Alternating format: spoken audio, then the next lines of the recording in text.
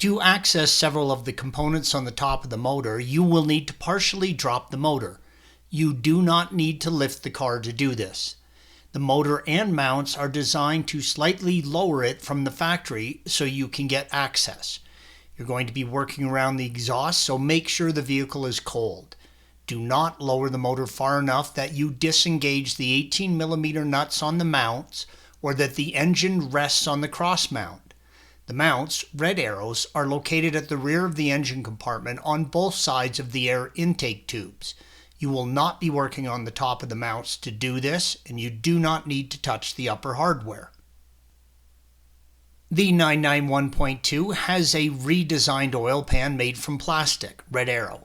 Do not attempt to support the engine with just a jack underneath this pan.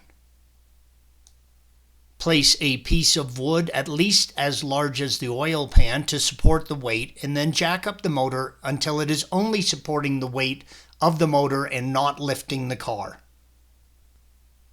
Working under the car, loosen the 18mm nut, red arrow, that holds the mount to the engine carrier. There is one on each side. Make sure the engine is well supported before attempting this and check as you go.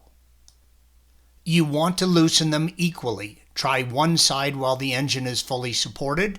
If the nut comes off the thread, thread it back on. Do both sides and slowly lower the jack until the engine is resting on the nuts. Leave the jack in place while working. Installation is the reverse of lowering. Make sure you do not lower the engine so that it is weighing on the sway bar or the cross member indicated by the red arrow. This image shows how much you can safely lower the engine. When you have finished, raise the engine with the jack. Tighten and torque the 18mm nuts to 86 Newton meters or 63 foot-pounds. Thanks for watching.